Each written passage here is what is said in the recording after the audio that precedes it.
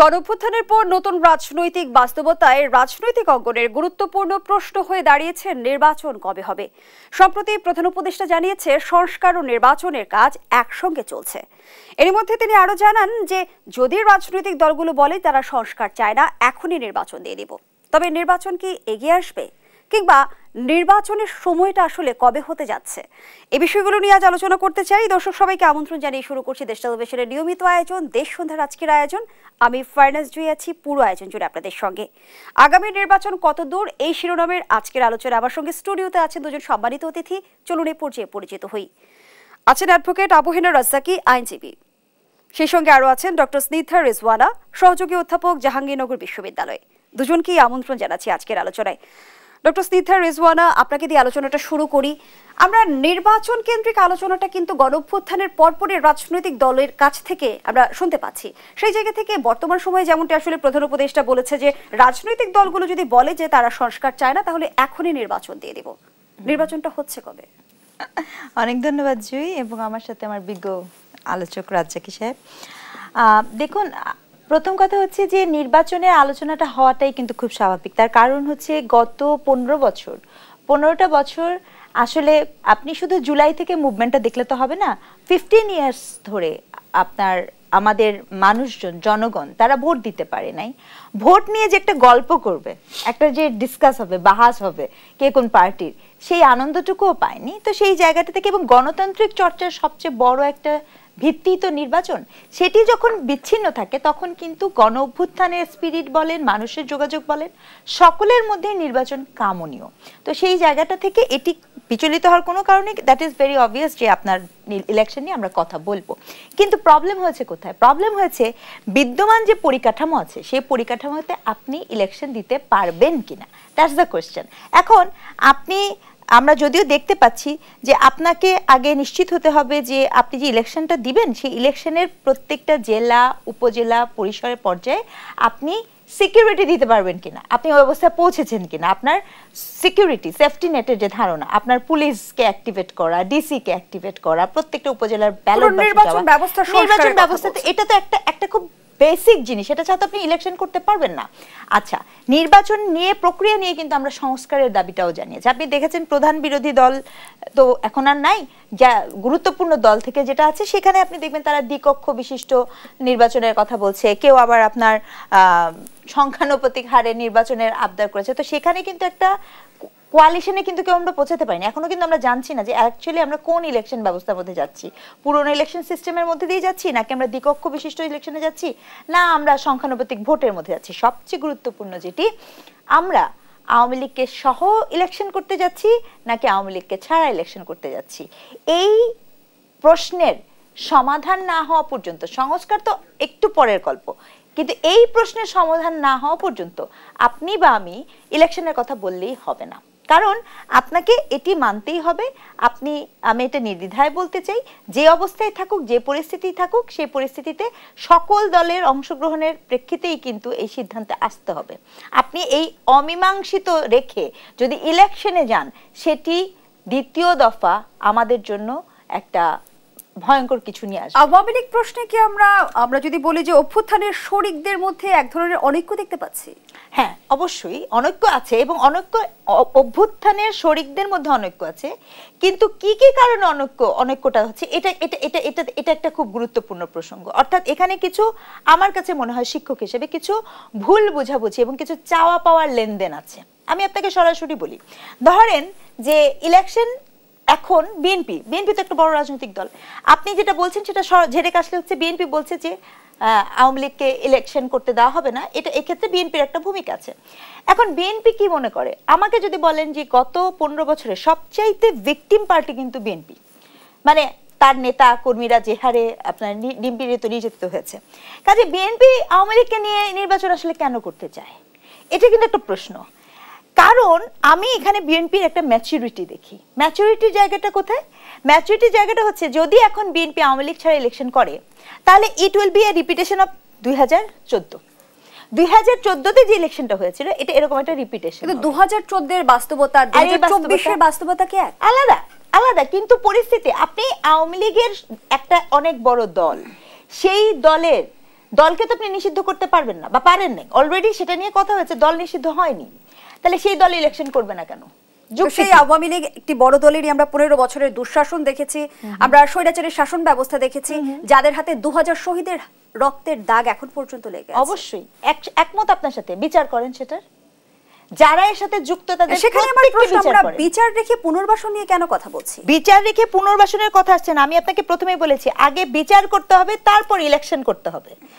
আপনার বিচারটা না হওয়া পর্যন্ত এখানে দুটা জিনিস কানেক্টেড, একটা হচ্ছে আপনি আওয়ামী লীগের বিচার করবেন, 2 হচ্ছে আপনি কি প্রক্রিয়ায় ইলেকশন করবেন সেটা করবেন, 3 হচ্ছে আপনি সকল জায়গায় নিরাপত্তা সিস্টেম নিশ্চিত করবেন।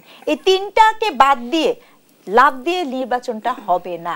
1 2 আপনি জামাত ইসলামে নিষিদ্ধ করা কি আসলে কোনো, জামাত ইসলাম তো আওয়ামী লীগ থেকে অনেক ছোট দল, আওয়ামী লীগ কি জামাত ইসলামকে নিষিদ্ধ করতে চায়নি? পরিণতি কি হয়েছে জুই? পরিণতি হয়েছে যে জামাত ইসলাম আরো শক্তিশালী হয়েছে।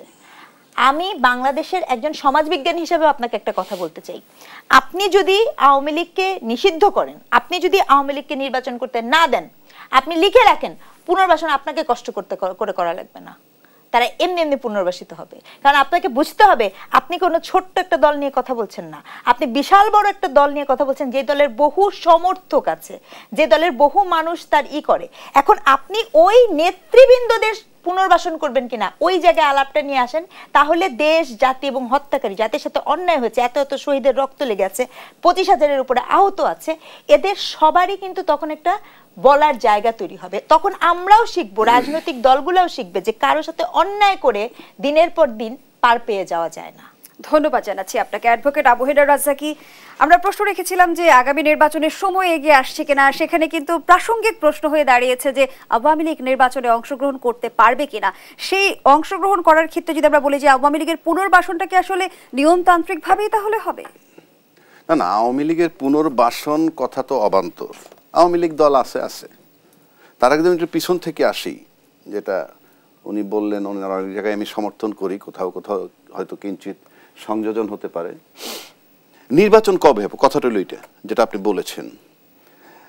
রাজনৈতিক দল নির্বাচন চাবে, এটি স্বাভাবিক, এবং যে দল নিশ্চিত যে এখন নির্বাচন হলে তার বিজয় সুনিশ্চিত, সে কেন পিছিয়ে থাকবে?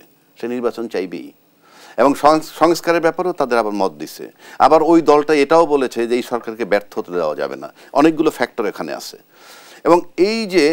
এবং নির্বাচন সংক্রান্ত ব্যাপারে আমাদের প্রধান উপদেষ্টা কয়েকদিন আগে যে ভাষণ দিল সেখানে বলেছে নির্বাচনের ট্রেন যাত্রা শুরু করেছে এবং পাশাপাশি সংস্কার চলবে। এবং আমরা আজ দেখলাম যে নির্বাচন কমিশনও গঠন হলো, নির্বাচন কমিশন গঠন হয়েছে, পাশাপাশি সংস্কার চলতে থাকবে। তখন উনি বললেন যে এই সংস্কার করতে গিয়ে হয়তো আরো 2-3 মাস বেশি লাগতে পারে, কিন্তু প্রশ্ন হচ্ছে এই 2-3 মাস লাগবে কোত্থেকে? যেমন আমার কাছে স্নিগ্ধা 2 লাখ টাকা পায়, আমি তাকে বললাম যে 25শে ডিসেম্বর তোমাকে টাকাটা দিব, যদি না দিতে পারে হয়তো 5-7 দিন হেরফের হতে হবে, তাহলে এই 25শে ডিসেম্বরটা তারিখ লাগবে। তারপরে আপনি বলবেন যে 2 মাস লেট হতে পারে, হ্যাঁ সেই আপনি তারিখ দেন নাই। কারণ আমি কোত্থেকে বলবো 2-3 মাস দেরি হতে পারে? এটা একটা ভেগ কথা। আবার he is a responsible person, I respect him like anything. Yunus সাহেবের মতো একটা লোক হয় না, কিন্তু উনি যখন আবার সম্প্রতি বলে ফেললেন যদি চায় আমি সংস্কার না করে নির্বাচন দিয়ে চলে যাব, যেটা উনি করবেন না। তো করবেন না, তা আমি বলবো কেন? আমি নিশ্চিত করে বলে দিচ্ছি করবেন না। বলছি, কারণ কেন বলছি আমি, ওনার কতগুলো কথা আছে। উনি যেমন বলছেন, ওয়াকারুজ্জামান সাহেব বলেছিলেন 18 মাসের মধ্যে একটা নির্বাচন দেয়া যায়, এটাকে সমর্থন করে আসিফ নজরুল সাহেব বললেন আগামী ডিসেম্বর মধ্যে 25শে ডিসেম্বরের মধ্যে নির্বাচন হতে পারে। সেটাকে আমাদের প্রধান উপদেষ্টা বললেন যে না, আমরা কোনো তারিখ দেইনি। পরে বলল আপনি তো সরকারের অংশ, হ্যাঁ যখন আমার মুখ থেকে শুনবেন। তো সেই তারিখ বলতে যেটা বোঝায় এখন পর্যন্ত আসেনি। পাশাপাশি নির্বাচন সবাই কম বেশি সংস্কার চায়, কারণ রাজনৈতিক দল যে 17 বার সংশোধন করেছে এই সংবিধানটাকে, 17 বার সংশোধন করেই কিন্তু একটা স্বৈরাচারী পুস্তক বানাইছে এটাকে, এবং এটা XYZ কেউ করে নাই, রাজনীতিবিদ। আমি নিশ্চিত করে বলে দিচ্ছি রাজনীতিবিদ মানেই যে একেবারে অনেক কিছু পারেন, অনেক কিছু বোঝেন, নো। কারণ রাজনীতিবিদ কারা ছিল এই বিগত পার্লামেন্টগুলায়? রাজনীতিবিদ কারা ছিল?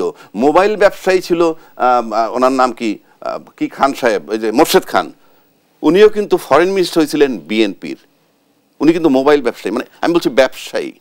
আর শেখ হাসিনার সময় সে 70% ব্যবসায়ী। আমি বারবার বলি এই রাজনীতিবিদ বলতে বলতে একটা ক্লেম করবেন না আপনারা, কিন্তু রাজনীতির কোয়ালিটিগুলো আমরা দেখছি। আপনার সাকিব আল হাসানকে রাজনীতিবিদ বানিয়েছেন, মমতাজ বেগমকে রাজনীতিবিদ বানিয়েছেন। রাজনীতিবিদ মানে কি যে আমি একটা দল করলাম রাজনীতিবিদ হয়ে গেলাম, কিংবা একটা দলের নাম লেখালাম রাজনীতিবিদ হলাম? মেধা প্রজ্ঞার ব্যাপার। মেধা প্রজ্ঞার ব্যাপার যদি আনেন, আমরা রাজনীতিবিদদের 53 বছরের শতবারের সংস্কার করার মেধাটা আমরা দেখছি। যে যখন ক্ষমতায় গেছেন, আমি দৃঢ় চিত্তে বলবো সে তার ক্ষমতাকে অ্যাবসলিউট কিভাবে করবে সেটা হয়তো শেখ হাসিনা এসে চূড়ান্ত করেছে, সেটা ভিন্ন কথা। এখন আসেন, সেই কারণে বললাম যে সবারই কিন্তু আবার যেহেতু সংস্কার বিএনপিও চায়, সেখান থেকে আইনের ভাষায় বলে স্টপেল, আপনি ফেরত আসতে পারবেন না, করতে দিতে হবে। আবার ইউনূস সাহেব বলছেন কি সংস্কার করব, সংস্কার পর যদি রাজনীতিগুলো ঐক্যমত্যে আসে তারপরে আমি নির্বাচনের দিন তারিখ ঘোষণা করব।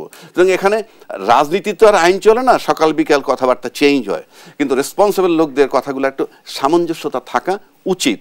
আমি সামঞ্জস্যতা পাই না। এবার আসেন যে আওয়ামী লীগ নির্বাচন করবে। আওয়ামী লীগ দল হিসাবে নিষিদ্ধ করতে চাচ্ছে না। অলরেডি আমার যে আন্তর্জাতিক অপরাধ ট্রাইব্যুনাল তার যে আইনটা সংশোধন করছে, সেখানে বলছে যে দল নিষিদ্ধ করার জন্য আমরা চিন্তা ভাবনা করছি না, আইনে রাখছি না। ফাইন, এটা নিয়ে আমার কোনো কোশ্চেন নাই। কেন কোশ্চেন নাই সেটা আমি বলি যে আপনি যদি চিন্তা করেন যে হিরোশিমায় এবং নাগাসাকি দুইটা শহরে 1945 সালে বোমা নিক্ষেপ করে একেবারে অন দ্য স্পট রাফলি 2 লক্ষ প্লাস লোক মারা গেছে। সময়ের ব্যবধানে আহত হইয়া প্রায় 4 লাখ লোক মারা গেছে। এখন কি বোমের বিচার হবে, না বোমটা যে মারছে তার বিচার হবে? বোমের বিচার হবে না, বোম মারছে কে, অভিযুক্তের বিচার হবে ডেফিনেটলি। এখন যদি আপনি ওইখানে আসেন, আওয়ামী লীগ দলের জায়গায় দল থাক, সেটা নিয়ে আমার মাথা ব্যথা নাই। এর মানেই না আমি যদি মনে প্রাণে চাইও যে আওয়ামী লীগের মতো না থাকুক, তাতে কিছু আসে যায় না। কিন্তু আমি যদি নিয়মতান্ত্রিকভাবে বলি, তাহলে আমি এটা বলতে পারি না। কিন্তু তাদের প্রতি আমার এত ঘৃণা, বীতশ্রদ্ধ, আমার মনে হয় কেউ প্রশ্ন করবে না নিষিদ্ধ করলেও। আমি সেই ঘৃণা প্রকাশ করছি না। আপনি একটা জিনিস মাথায় রাখবেন, যেই দলটার নেতারা বলে সবাই আমার জননেত্রী, দেশ নেত্রী, জননেত্রী শেখ হাসিনা, আপনি কল্পনা করেন তো, উনি বলছেন আমি 18 ঘন্টা কাজ করি, দেশের মানুষের জন্য আমার জীবন উৎসর্গ করে দিছি, মানুষকে আমি প্রচণ্ড ভালোবাসি। এই যদি হয়, আপনি দেখেন তো বহির্বিশ্বে বসে সে ফোন আলাপ করে এবং প্রকাশ করে, এবং সেখানে কি ভাষাগুলো আসে, এর তালিকা করো, এর ঘরে বাড়ি জ্বালাইতে পারো না, ইত্যাদি ইত্যাদি। আপনি কি দেখেছেন যে অনলাইনে আওয়ামী লীগের কোনো একটা লোক, বাংলাদেশ এটা বাদ দিলাম, ওনার প্রাণপ্রিয় যে দুইজন বাটপার, একটা হাসান মাহমুদ আর একটা হইলো শামীম ওসমান, ওরা যে বাইরে থাকে, ওরা কি ওখানে বসে একটা স্ট্যাটাস দিতে পারছে? না, আমার নেত্রীটা দিতেই পারে না। আমার নেত্রী দেশকে ভালোবাসে, জনগণকে ভালোবাসে, কই কেউ তো দেয় না। বলতে তো পারতো এআই, আজকাল ডিজিটাল যুগে যেটাকে বলে কি বলে, এআইতে কি জানি হয়, আর্টিফিশিয়াল ইন্টেলিজেন্স, তার কই কেউ তো বলছে না। তার মানে কি দে আর শিওর যেটা তার নেত্রী বলছে। তাহলে যে লোক পাওয়ারে থেকে রাস্তায় বসে যে লোক এই কথা বলতে পারে, সে যখন গণভবনের ভিতরে ছিল, সমস্ত পাওয়ার, আর্মি, পুলিশ, নেভি সব যখন তার পায়ের তলায় ছিল, তখন সে কি করতে পারে অনুমান করেন। সুতরাং তার মতো মানুষকে যদি আপনি আন্তর্জাতিক অপরাধ ট্রাইব্যুনালে ট্রায়াল দিয়ে একটা বিচার করুক, জাতি চায়, এবং সব সাক্ষী প্রমাণ কাস্টডিতে অলরেডি আছে। এর ভিতরে জিয়াউল হাসান বলেন, আব্দুল্লাহ মামুন, এই আইজিপি বলেন, সব সাক্ষী ভিতরে আছে। এটা যদি করতে পারেন, বাংলাদেশে বহু সংস্কার করাও লাগবে না। ওই একটা যদি করে, আমি একটা ছবি দেখছিলাম হিন্দি, বলছে যখন অনেস্ট একটা অফিসার তোমার সামনে হবে তো হিলি হয়ে যায়গি। এতদিন আমরা শুনেছি যে আওয়ামী লীগকে নিষিদ্ধের ক্ষেত্রে আসলে দরকার নাই নিষিদ্ধ করার, এক ধরনের চাপ ছিল। এবার আমরা শুনছি কূটনৈতিক মহল থেকে কোনো দরকার নাই। কেন দরকার নেই আমি বলি, এইরকম নেত্রী যিনি করেন, এইরকম যিনি বাইরে থেকে টেলিফোনিটা বলেন, তাহলে আমরা যদি দেশে আসি, তাহলে ক্ষমতায় যাওয়ার আগে যেটা ছিল সেটা কি, বাসে আগুন দিয়ে মানুষ মারা, গ্রেনেড হামলা, তারপরে 21 আগস্টের গ্রেনেড হামলা, কোন দল কিভাবে করে সেটা আমার কাছে ম্যাটার না, বাট এগুলা ঘটছে। আবার ক্ষমতায় যাওয়ার পর কি হয়েছে, আয়নাঘর, গুম, জঙ্গিবাদ ইত্যাদি এনেছে। তো এইগুলা যারা আনে, এইরকম ব্যক্তি যদি কোনো দলের নেতৃত্ব দেয়, সেই দলে তার লোকের থাকা উচিত কিনা সেটা তারা বিবেচনায় নিবে। এবং এইরকম একটা ব্যক্তির নেতৃত্ব বাংলাদেশে কেউ মানবে কিনা। সুতরাং আমি নিশ্চিত করে বলতে পারি, এই দণ্ড বিচার করুক, আওয়ামী লীগের লোক আপনি খুঁজে পাবেন না। আমি লিখে দিতে পারি। 3 মাস পর সময় আমরা আসলে আওয়ামী লীগের পুনর্বাসন বা পুনর্বাসনের চেষ্টা নিয়ে আলোচনা করছি, সেখানে বিচারের আলোচনাটা কি কম হচ্ছে? বিচার আলোচনা কম হওয়া উচিত আমি মনে করি, কারণ ওটা চলতে থাকুক, কারণ আমরা অলরেডি দেখছি যে সংস্কারের ভিতরে এটা খুব গুরুত্ব সহকারে সংস্কার হয়ে গেছে এবং খুব উদারতার সাথে বিচার হবে। সিসি ক্যামেরা লাগানো আছে, বলা হয়েছে তোমরা বাইরে থেকে দরকার হলে আইনজীবী আনতে পারো, সব কিছু করতে পারো। কারণ 40 বছর পর যখন মানবতা বিরোধী অপরাধের জন্য জামাতের লোকজনকে শাস্তি দেওয়া হয়েছে বা মৃত্যুদণ্ড দেওয়া হয়েছে, তারা অপরাধ করছে আমি মেনে নিলাম, কিন্তু তাদের বিচার প্রক্রিয়াটা প্রশ্নবিদ্ধ ছিল, কোনো সন্দেহ নাই। কিন্তু এই বিচার প্রক্রিয়ায় বিন্দু মাত্র প্রশ্নবিদ্ধ হবে না, আমি নিশ্চিত করে বলে দিচ্ছি। একদম তাজা বিচার, তাজা বিচার। আপনি আপনার সাক্ষ্য প্রমাণ সব, মাস্টারমাইন্ড যাকে বলে, আজকে যেমন মাস্টারমাইন্ড এই উপদেষ্টাদের মধ্যে আছে, প্রত্যেকটা রাজনৈতিক দলের মাস্টারমাইন্ড আজকে পর্যন্ত সেই দলের প্রধান। সুতরাং এই মাস্টারমাইন্ড কাকে কিভাবে ব্যবহার করছে সেগুলো সব আছে। সুতরাং সুনির্দিষ্টভাবে খুব দ্রুত আমি মনে করি, আজকে আমি কোনো দলের নাম নিতে চাই না, সবাই জানে কোন দল নির্বাচন করলে এই মুহূর্তে ক্ষমতায় যাবে, 6 মাস পরে করলেও ওই দলটাই ক্ষমতায় যাবে, আজকে পর্যন্ত যে পরিস্থিতি। তবে আমি বলবো তাদেরকে যে দলমত নির্বিশেষে যে দেশের শান্তি চায়, নজির তৈরি করার জন্য এই বিচারটা করতে দেওয়া উচিত। তা না হলে কিন্তু আবার কোনো স্বৈরাচারী দল হয়ে পার পেয়ে গেলে একই জিনিস করবে। তাই আমি মনে করি দলমত নির্বিশেষে সকলকে এই ইউনূস সাহেবকে এই বিচারটা করার জন্য যতটুকু সময় দেওয়া দরকার এই সময়টা দেওয়া খুবই জরুরি। এবং এটা করতে পারলে অনেক সংস্কার হালকাভাবে করেও নির্বাচন দিলে দেশ একটা রাইট ট্র্যাকে যাওয়ার সমূহ সম্ভাবনা আছে বলে আমি বিশ্বাস করি। আমরা যদি আবারও তড়িঘড়ি করে একটা নির্বাচনের পথে হাঁটি, তখন আমরা গ্রহণযোগ্য নির্বাচনকে নিশ্চিত করতে পারবো? আপনি তড়িঘড়ি করে নির্বাচন করার মানেটা যদি আমি সিম্পল বলি, এখানে কিন্তু রাজনৈতিক দল ক্ষমতায় যাওয়াটা খুব বড় উদ্দেশ্য বলে আমি ব্যক্তিগতভাবে মনে করি না। এটা হলো বাইরের আবরণ। ইন্টারনাল আবরণটা আমি বলে দিচ্ছি। ইন্টারনাল আবরণ হচ্ছে রিমুভাল অফ ইউনূস। সিম্পল। কালকে যদি আপনি ইউনূস সাহেবকে সরিয়ে দিয়ে আসিফ নজরুল সাহেবকে প্রধান উপদেষ্টা বানান, দিস ইজ মাই চ্যালেঞ্জ, আর কেউ নির্বাচন নিয়ে অত শাউটিং করবে না, মানে অ্যাজ ইউজুয়াল চলতে থাকুক। বিকজ তারপর যদি নির্বাচন দেয়ও, আসিফ নজরুল সাহেব এসে যদি নির্বাচন দেয়, কিংবা এই মুহূর্তে যদি ইউনূস সাহেব একটা নির্বাচন দেন, যারা ক্ষমতা আসবে তাতে আওয়ামী লীগ উৎসাহিত হবে, প্রশাসন যারা আছে তারা উৎসাহিত হবে, তারা ভাববে যে আমাদের নেক্সট আমাদের কাছাকাছি মানুষ পেয়েছি, এটা ভাববে। ডক্টর স্নিগ্ধা রিজওয়ানা, এই প্রশ্নটি আমি আপনার কাছেও করতে চাই। আমরা রাজনৈতিক অঙ্গনেও কিন্তু অনেকদিন ধরে ষড়যন্ত্রের আশঙ্কার কথা শুনছি, পর্দার অন্তরালে আসলেই কেমন কিছু ঘটছে?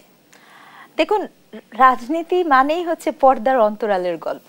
একদম সহজ কথা। রাজনীতি যদি এত বেশি জনবান্ধব হতো, এত যদি স্বচ্ছ হতো, তাহলে কি আসলে আমরা এই পরিস্থিতিতে এসে পৌঁছাতাম কি কখনো? না তো, তাই না?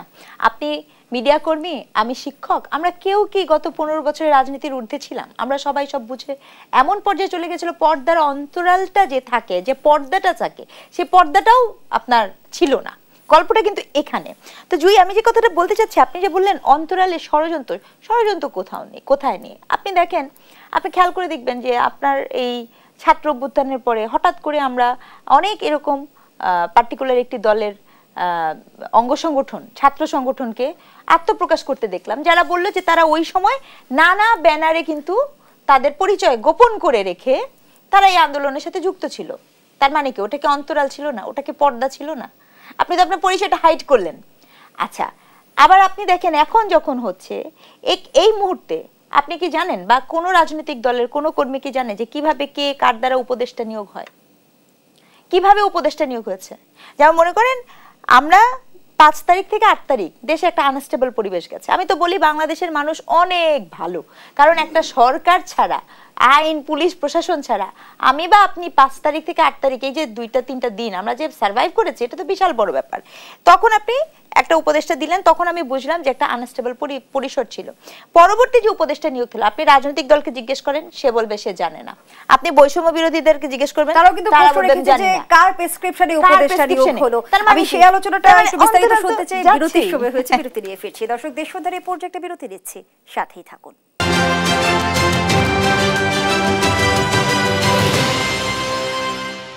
ফিরে এলাম, আপনারা দেখছেন দেশ সন্ধ্যা। আজকের আলোচনা চলছে আগামী নির্বাচন কত দূর, এই শিরোনামে আবারও ফিরছি আলোচকদের কাছে।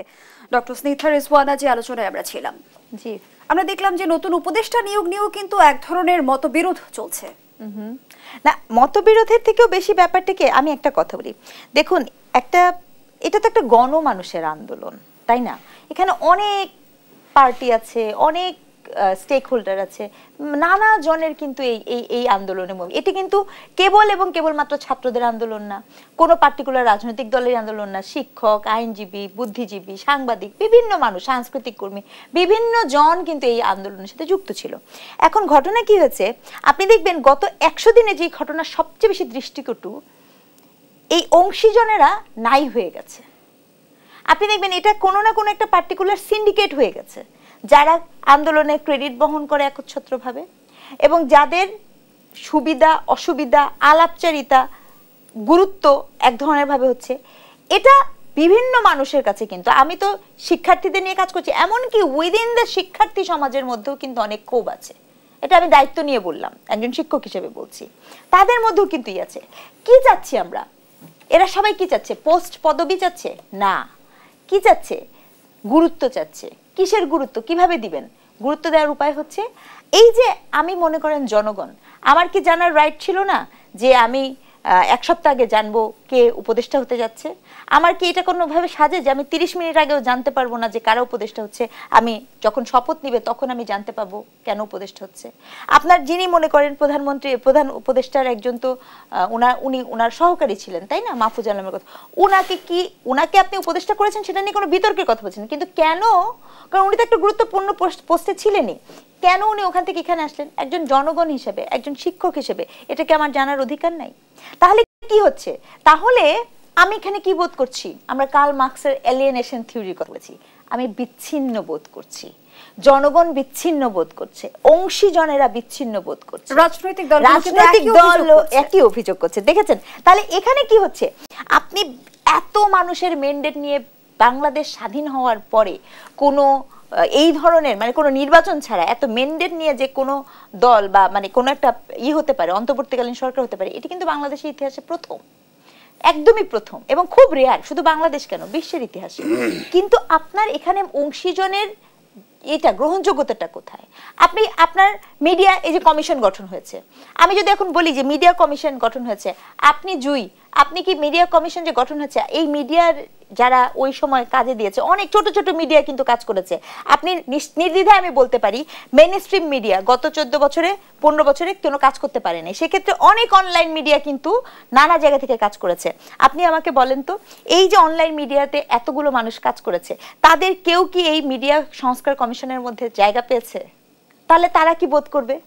তারা কি তখন বিচ্ছিন্ন বোধ করবে না? তাদের তো ভূমিকা আছে, তারা তো গুরুত্বপূর্ণ রোলটা প্লে করেছে, ছোট ছোট মিডিয়া হাউসগুলো খবর করেছে, তাদের কেউ এখানে আছে? নাই তো। তাহলে কি হচ্ছে? তাহলে এইভাবে প্রত্যেকটা জায়গা থেকে কিন্তু আপনি বিচ্ছিন্ন হয়ে যাচ্ছে, আর এই বিচ্ছিন্নতা আমাকে ভীত করছে। কারণ কি জানেন? এই সরকার যদি কোনোভাবে ব্যর্থ হয়, পুরো বাংলাদেশের মানুষ ব্যর্থ হয়ে যাবে।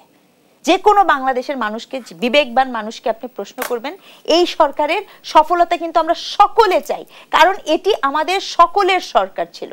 এই সরকার কোনোভাবে ব্যর্থ হোক, এটি কিন্তু আমি মনে করি না, এমনকি কোনো রাজনৈতিক দল, কোনো গোষ্ঠী কেউ চায় না। মনে প্রাণে আমরা কিন্তু এই সরকারকে সফল দেখতে চাই। ধন্যবাদ জানাচ্ছি doctor Snigdha Rizwana. Advocate Abu header Razzaqi, আমরা দেখেছি যে আমাদের গণ অভ্যুত্থানের পরপরই অন্তর্বর্তীকালীন সরকার ক্ষমতায় এলো, এবং অন্তর্বর্তীকালীন সরকার কিন্তু অরাজনৈতিক সরকার, কিন্তু এই অন্তর্বর্তীকালীন সরকারের পেছনের মূল শক্তিটি কিন্তু রাজনৈতিক, এবং যারা গণ অভ্যুত্থানের সহযোগী সংগঠক এবং যারা একেবারে যদি বলবো যে সমর্থক হিসেবে কাজ করেছে, তারাই কিন্তু সরকারে বসিয়েছে। এত এত ম্যান্ডেট পাওয়ার পরেও এই যে আমরা দূরত্বের কথা শুনছি, এই যে আমরা বিচ্ছিন্ন হয়ে যাচ্ছি, এই অভিযোগগুলো আমাদের কেন শুনতে হচ্ছে? ধন্যবাদ আপনাকে, দেশ টিভির দর্শক শ্রোতা এবং আমার সহ আলোচক। শুনেন, আপনি বিচ্ছিন্নতা বলতে কি বুঝায় এখানে? আপনি বিচ্ছিন্নতা বলতে এইটা বুঝতে পারেন, এই যে এই সরকারের কোনো রাজনৈতিক দল না, তারা লিমিটেড কিছু মানুষ এসে ওখানে বসছেন, তাদেরকে বসানো হয়েছে। আমি বলতে চাই, এর ক্ষেত্রে তার রাজনৈতিক সমর্থন কিন্তু এখন পর্যন্ত পরিষ্কার পাওয়া যায়নি। সেটা কীরকম? যে আমরা চাই যে উনি সংস্কার করে নির্বাচন দেখ, কিন্তু জোরালো এটা আমি আগেও বলছি, এখনও বলছি, সমর্থন করা এক জিনিস, কোঅর্ডিনেশনটা কিন্তু আর একটা জিনিস। আমি মনে মনে বলছি, আপনি যেটা করছেন আমি সমর্থন করি, আপনার সাথে আমার সমর্থন থাকলো, কিন্তু এটা এক্সিকিউশনের জন্য আমার কোঅপারেশনটা কিন্তু থাকতে হবে। যেমন ধরেন, প্রশাসন মাঠে নামতেছে না প্রপারলি, পত্রিকার স্বাধীনতা আছে বলার, কোনো পত্রিকা কিন্তু ডিটেলস কিছু লিখছে না, কেন নামছে না, তাদের নামা উচিত। সাংবাদিকরা বহু কিছু জানে, যে কথাগুলো তখন বলতে পারে নাই তারা এখন বলতে পারে, কিন্তু সেই লেখাটা কিন্তু আসতেছে না প্রশাসনের বিরুদ্ধে। তার মানে কি, আমি স্বাধীনতা পাইছি মানে আমার যেটা ইচ্ছা, স্বাধীনতা মানে তো এই না আমাকে বলতে বাধ্য করাবেন। প্রশাসনের ব্যাপারে আমি খুব বড় লেখা টেখা পাই না। 2 নম্বর আসেন, এই যে সরকারটা, এই সরকারটা শক্তিটা কোথায়? এই সরকার হলো অসাংবিধানিক সরকার, বাট শতভাগ বৈধ। আমি এর আগে একবার বলছিলাম বাংলাদেশ সরকার 2টা পার্ট, একটা অংশ সাংবিধানিক আর একটা অংশ অসাংবিধানিক। রাষ্ট্রপতি যেমন সাংবিধানিক, ইউনূস সাহেব অসাংবিধানিক, কিন্তু ইউনূস সাহেব 100% বৈধ। কিভাবে বৈধ? তাকে বসানোর জন্য রাষ্ট্রপতি বলছে সুপ্রিম কোর্টকে তুমি একটা ওপিনিয়ন দাও, তারা বলছে যে হ্যাঁ এরকম পরিস্থিতি হতে পারে এবং রাষ্ট্রপতি ওত দিবে, তার ভিত্তিতে বসছে, প্লাস জনসমর্থন। তাহলে আইনিভাবে 100% বৈধ সে। কিন্তু ওই সময় তাকে কোনো মেয়াদ দেওয়া হয় নাই। তাকে কি মেয়াদ দিছিল? সুপ্রিম কোর্টের যে ওপিনিয়ন দিল যে তোমার মেয়াদ এতদিন, এর ভিতরে নির্বাচন দিবা, এই কথাটা হ্যাঁ এটা তাকে দেয় নাই লিখে। যেহেতু এটা লিখে দেয় নাই, আমি মনে করি টাইম ফ্রেম তার কাছে নাই, সেটা তার উপর নির্ভর করে সে কতক্ষণ রাখবে। আমার যখন তার সাথে যদি ওই কথাগুলো আপনি মিলান, তাহলে আপনি দেখবেন যে উনি, আমি যে নির্বাচনটা চাচ্ছি ওনার ক্যাপাসিটি কি। উনি তো সাংবিধানিকভাবে এখনো নাই, উনি অন্তর্বর্তীকালীন সরকার। সংবিধান এই মুহূর্ত পর্যন্ত অন্তর্বর্তীকালীন সরকারও অ্যাপ্রুভ করে না, তত্ত্বাবধায়ক সরকারও অ্যাপ্রুভ করে না। তাহলে আপনি কার কাছে নির্বাচনটা চাচ্ছেন? আগে তো একটা জায়গায় আসতে হবে। আমি মনে করি যারা নির্বাচন চায় তারা দুটো কাজ করতে পারে। এখন হয়তো মানুষ আমাকে বলবে যে আমি করি, তারা একবারে রাষ্ট্রপতিকে প্রেসার দিতে যে আপনি একটা ওপিনিয়ন নেন, যে 106 ধারা মোতাবেক যেভাবে তাদেরকে বসাইছিলেন সেরকম একটা ওপিনিয়ন নেন, কবে নাগাদ উনি নির্বাচন দিবেন রাজনৈতিক দলের পক্ষে। অথবা রাজনৈতিক দল গিয়ে একটা রিট করতে পারেন।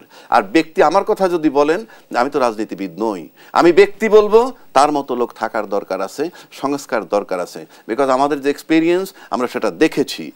নির্বাচন যদি এগিয়ে আসে সংস্কারের পরিধি কমে আসবে কিনা, আমি সেই প্রশ্নটি আপনার কাছে রাখছি। আবারও বিরতির সময় হয়েছে। দর্শক, দেশ সন্ধ্যার এই পর্যায়ে আবারও বিরতিতে যাচ্ছি, সাথেই থাকুন।